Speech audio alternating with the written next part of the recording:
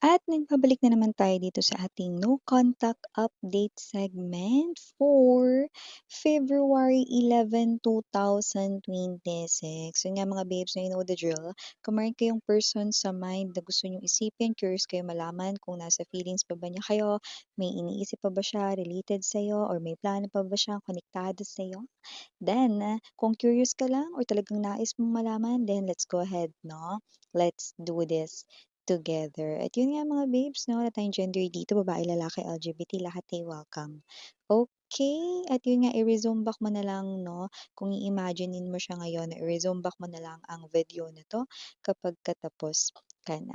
Okay, so yan mga babes, no? If you want to get a little personal dito, no, you can message me, no, sa thehighpriestessrokr@gmail.com, no, if you want to know, hey, that person's specific na talagang naiisip about you, kung meron pa ba talaga siya ditong mga like secret thoughts about you or mga bagay na gusto niya ritong iparating sa'yo, sino man yang tao na yan, no? So, if interested, mag-inquire lamang sa nakikita ninyo sa inyong screen. At yun nga, no?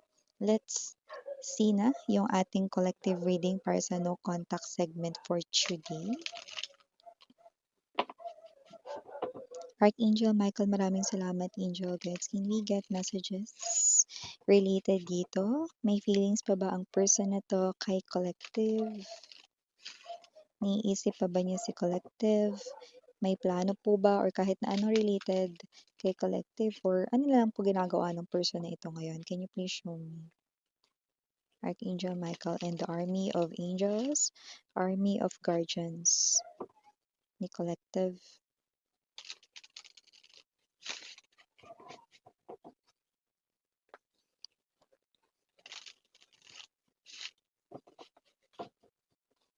Okay, so let's go ahead and check these messages right here.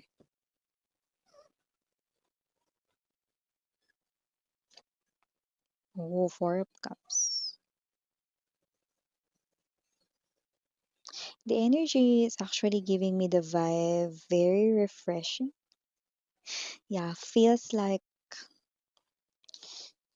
alam mo yung amoy ng bago? Yan, no? So, let me see. Ooh, could be seeing a lot of number fours right in here. Four! Look at that! Triple four. You know, tinan mo. See for yourself. 444. This could be your sign right in here, no? Amoy bago ito, no? Nakakaloka. This is a new person right here, sweetheart. This is not your ex. Bagong individual ito. 444. Okay, you know what that means? 444 is stability and, bubulong ko sa'yo, commitment.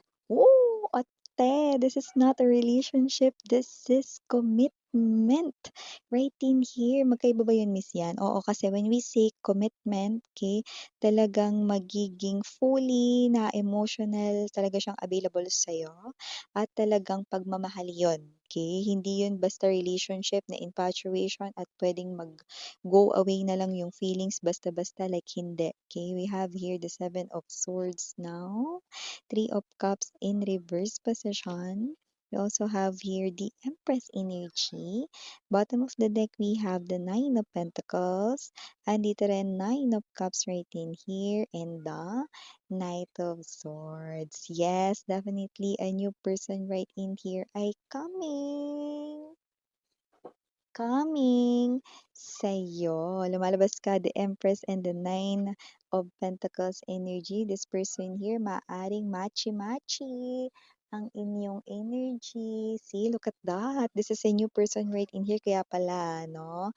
Amoy fresh. Yan, no?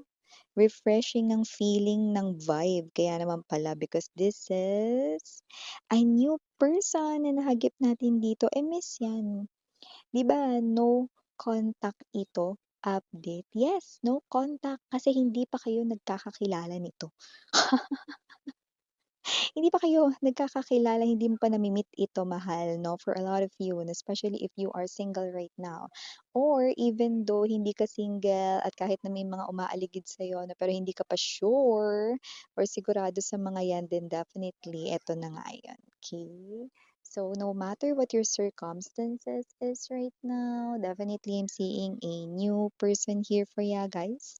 And kung sino ito na nakikita ko na itong person na 'to 'no, ay someone na paparating pa lang sa buhay mo. Kaya wala pa kayong pag-uusap nito kasi nga wala pa siya. Paano kayo mag-uusap? Wala pa, 'di ba? At kung sino 'tong energy na 'to, maaaring makakita ka ng maraming number 4 or makakita ka rito 'no ng, spiritual, angel number 444 talaga, pero yung iba maaaring 4 at may ibang kasamang number, basta maraming 4 ka makikita 'no, and also hindi lang ikaw makakita nun, pati siya. And I do pick up 'no, na maaaring sa inyong first na, pagtatagpo dito ay maaari kayong mag-clash. Maaaring at first ay hindi kayo love at first sight 'no, hate at first sight. Ay, miss 'yan. In other words, maaaring unang encounter niyo pa lang 'no, maaaring mainis ka na 'no, may gano'ng klase ng energy. So, maaaring ganito, example lang 'to pero hindi ito 'yun talaga ha. Maaaring sa una ninyong kita 'no, this is the first time makikita mo siya 'no, nagmamadali ka, going to the subway 'no, tapos nabangga mo siya, natapunan ka ng iced tea na dala niya or ng coffee 'no, na dala niya 'no. Siyempre nadumihan damit mo, yung getup mo, your OOTD that day. So, maiinis ka 'no. So, nakikita natin dito may mga ganyang klase rito 'no. Like yung iba, hindi naman talaga literal na ganyan 'no, pero trigger rito na maaaring ang first encounter ninyo ay buwisit kayo sa isa't isa. Uy, ayoko nun miss 'yan. Wala tayong magagawa, yun ang nakita natin dito. Pero sa umpisa lang yun, okey, na maaaring maging aso't pusa kayong dalawa. Kasi once rito 'no, na kayo ay magkakilanlan na, everything will start to change dramatically, naturally. At nakikita natin dito 'no, na walang duda ito yung person na pakakasalan mo, the Four of Wands ay nandito, okey?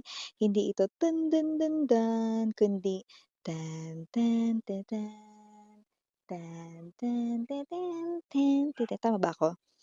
Parang mali yung ano, notes nun, pagkakatono ko. So, kasi naman 'tong energy na 'to mga babes, nakikita natin dito 'no, na wedding ang inyong next na magiging, situation ng taong ito. Everything right in here ay magiging mabilis once na kayo ay magkaroon na ng as in pag-uusap, literal 'no, na koneksyon.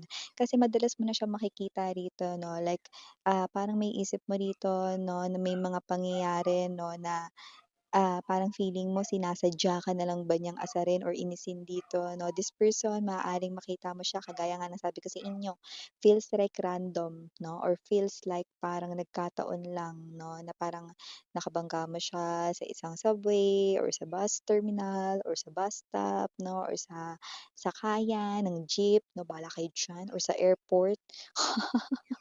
Pero makikita mo siya ulit, this person maaaring maging kapitbahay mo siya, maging katrabaho mo siya 'no, or makikita mo siya sa same building kung nasaan ka rin nakatira or kung saan ka nagtatrabaho 'no, or siya ay konektado sa isa sa mga taong konektado or kakilala mo na. See?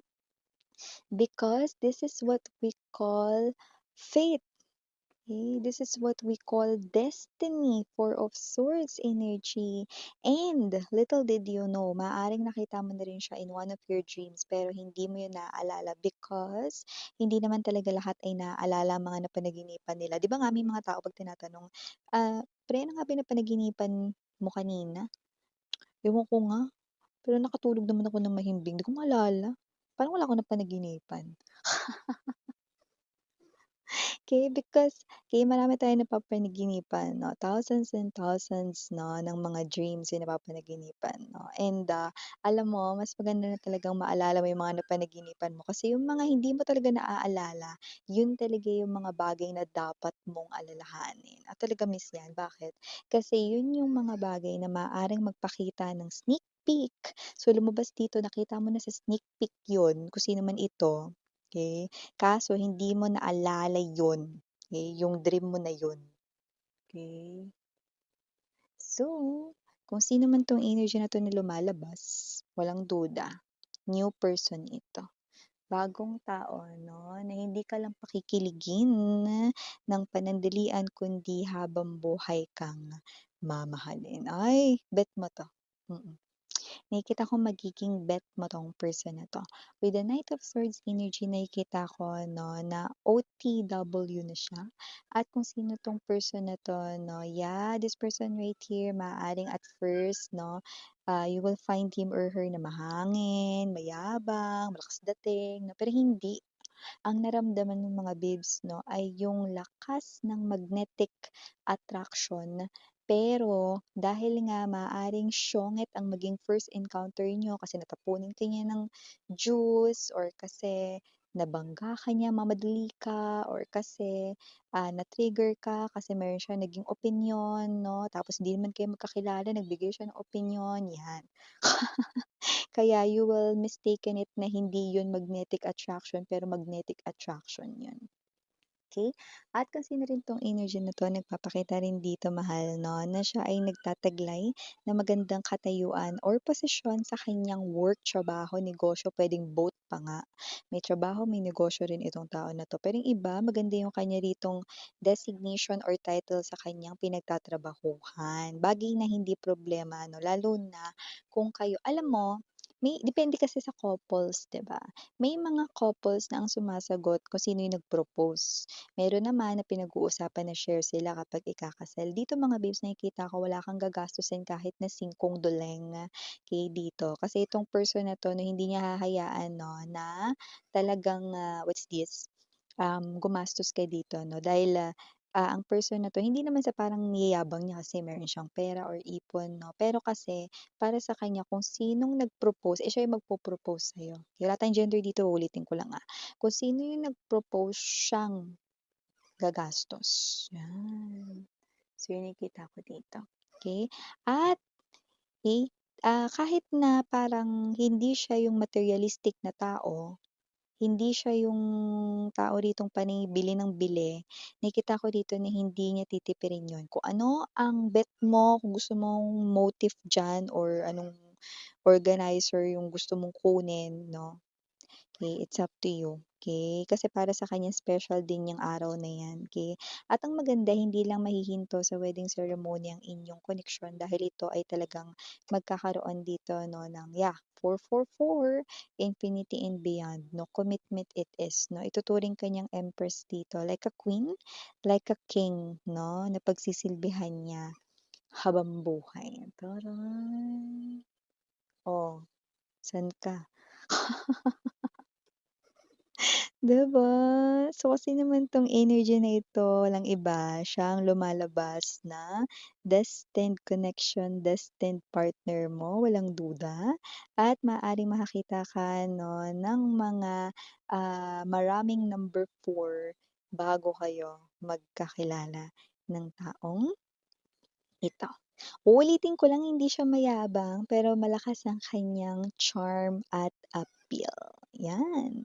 So, for the initials right in here, yes, we have M, E, C, K, R, D, Victory B, B as in boy, H, F, G, O, U. And last but not the least, we have the letter Cute! So, yeah, mga babes, kung sino man ito, prepare yourself because this person here is coming to ya.